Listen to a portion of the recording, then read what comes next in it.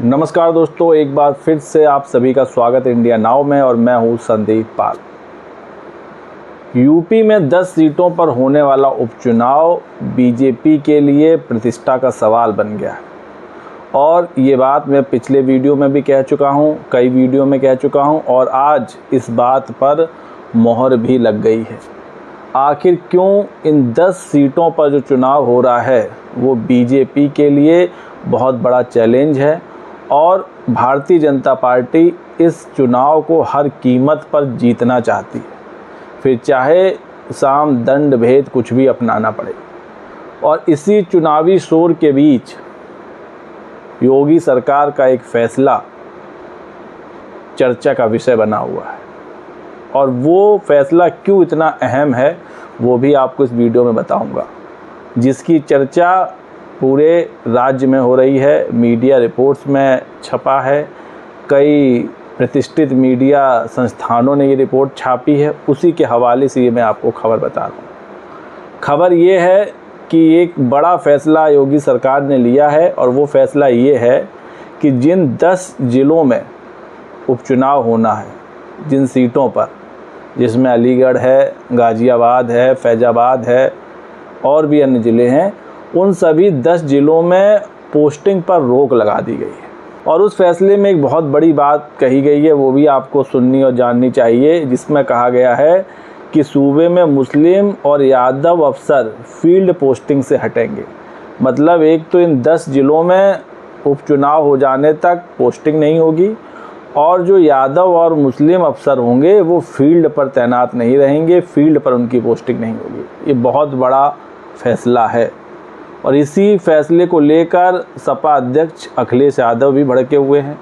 उन्होंने भी ट्वीट करके इस पर अपना पक्ष रखा है और जनता को बताया है कि किस तरह से उपचुनाव को लेकर बीजेपी रणनीति बना रही है और मुस्लिम यादव अफसरों के साथ सौतेला व्यवहार करने जा रही है, ये बात कही है। दरअसल योगी सरकार ने मुस्लिम और यादव अफसरों को फील्ड पोस्टिंग से दूर रखने की तैयारी की है और इसकी शुरुआत विधानसभा की 10 सीटों पर होने वाले उपचुनाव से होने जा रही है और इन ज़िलों में अधिकारियों की पोस्टिंग पर सरकार ने रोक लगा दी है। दरअसल जो अभी हाल ही में लोकसभा चुनाव बीते हैं उसमें कुछ रिपोर्ट मिली थी सरकार को, योगी सरकार को, कि यादव और मुस्लिम अधिकारी और कर्मचारियों की सपा को जीत दिलाने में बड़ी भूमिका रही है। ये अंदरूनी खबर है। ऐसी रिपोर्ट सामने आई थी कि लोकसभा चुनाव में कई सीटों पर यादव और मुस्लिम अधिकारियों ने मदद की है, ऐसा कहा जा रहा है। इसका कोई पुख्ता सबूत नहीं है, ऐसी खबरें छपी हैं। और यादव मुस्लिम अधिकारी और कर्मचारियों की बड़ी भूमिका रही है सपा और कांग्रेस को जिताने में और इसी से बीजेपी को नुकसान हुआ है और इसके बाद अब बीजेपी ने इस पर चिंतन करते हुए ये बड़ा फैसला लिया। अब आप सोच सकते हैं कि भारतीय जनता पार्टी उपचुनाव को लेकर कितनी डरी हुई है, कितनी चिंतित है, क्योंकि इन्हीं चुनाव के चलते 2027 का फैसला होना है और लोकसभा चुनाव में जिस तरह के नतीजे यूपी में भाजपा के लिए रहे वो बेहद ही ख़राब थे, जिसके चलते पार्टी में फूट पड़ने तक की नौबत आ गई थी। केशव प्रसाद मौर्य जो डिप्टी सीएम हैं, उन्होंने इशारों पर योगी पर हमला बोल दिया था, समझने वाले समझ गए थे। और सीएम योगी ने भी इस हार के लिए कई कारण बता डाले थे और जो यूपी के प्रदेश अध्यक्ष हैं भूपेंद्र चौधरी, उनकी कुर्सी जाते जाते बच गई थी। तो लोकसभा चुनाव में जो बीजेपी को हार मिली, करारी हार, उसको लेकर बीजेपी चिंतित है। तो लोकसभा चुनाव में जो बीजेपी को हार मिली करारी, उसको लेकर बीजेपी चिंतित है। उसी के चलते ये फैसला लिया है। हालांकि इस फैसले की अखिलेश यादव ने भर्त्सना की है और उन्होंने अपने ट्विटर पर क्या लिखा है वो भी आपको जानना चाहिए।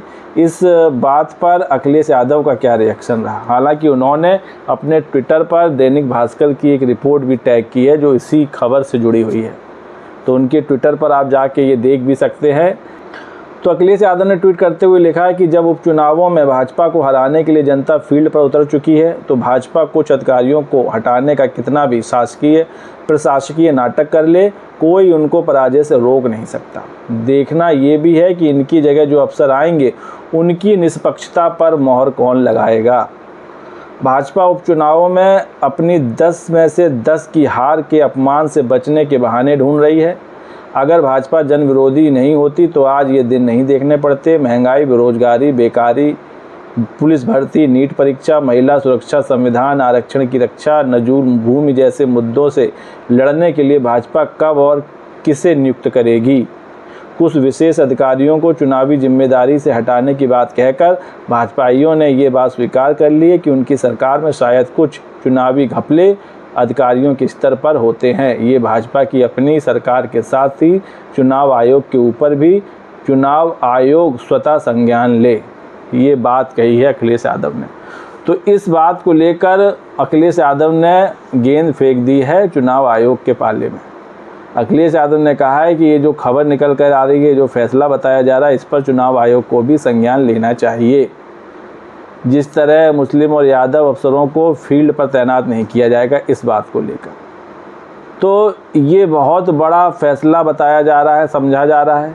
अगर बीजेपी उपचुनावों को लेकर इतना चिंतित है, क्योंकि उसको पता है कि अगर उपचुनाव में हार हुई बीजेपी की, 10 में से सिर्फ 2 या 1 सीट जीत पाई, तो आप ये मान लीजिए कि उत्तर प्रदेश के सीएम की कुर्सी भी खतरे में पड़ जाएगी, प्रदेश अध्यक्ष भूपेंद्र चौधरी की कुर्सी भी खतरे में पड़ जाएगी, क्योंकि ये उपचुनाव ही आखिरी मौका है। बीजेपी आला कमान ने आखिरी मौका दिया है उपचुनाव का, और ये उपचुनाव भी 1-2 सीट पर नहीं, 10 सीटों पर है। इसी को लेकर इतनी चर्चा बनी हुई है, इतनी बातें हो रही हैं। और उस बीच ये जो मामला निकल कर सामने आया है, इसने और सियासी तूल पकड़ लिया है। इसको लेकर भी तरह तरह की चर्चा हो रही है, ये बात जनता तक जा रही है। अब जनता भी सोचेगी कि क्या योगी सरकार उपचुनाव में अधिकारियों के ट्रांसफ़र पोस्टिंग को लेकर भी इस तरह का रवैया अपनाएगी, ये देखने वाली बात होगी। जिस तरह बीजेपी ने उपचुनाव के लिए कैबिनेट लेवल के मंत्रियों की ड्यूटी लगाई है, कई सीटों की जिम्मेदारी खुद सीएम योगी लेके बैठे हैं, कई सीटों का प्रभार डिप्टी सीएम केशव प्रसाद मौर्य पर है। इसके अलावा जो बड़े बड़े मंत्री हैं उनको तैनात किया गया है, चुनाव जिताने की जिम्मेदारी दी गई है। तो इस बार बीजेपी कोई भी सीट छोड़ना नहीं चाहती है, 10 की 10 सीट जीतना चाहती है। लेकिन ये जीत इतनी आसान होगी, ऐसा कहीं से नहीं लग रहा है, क्योंकि जिस अंदाज में लोकसभा चुनाव में सपा की प्रचंड जीत हुई यूपी में, लोकसभा चुनाव में, लोकसभा का तो क्षेत्रफल भी बड़ा होता है, आबादी भी ज़्यादा होती है, वोटर्स भी ज़्यादा होते हैं। उसके कंपैरिजन में विधानसभा का क्षेत्र छोटा होता है, वोटर भी कम होते हैं। तो ऐसे में बीजेपी का जीतना बेहद मुश्किल नज़र आ रहा है।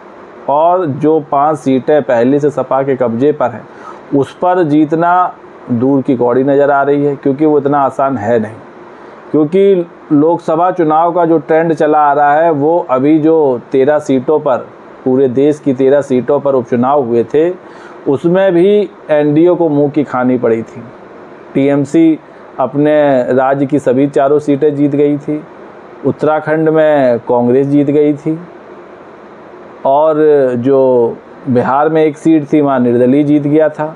तो वहाँ 13 सीटों में महज 2 या 3 सीट पर एनडीए की जीत हुई थी, बाकी 10 सीटें इंडिया गठबंधन जीती थी।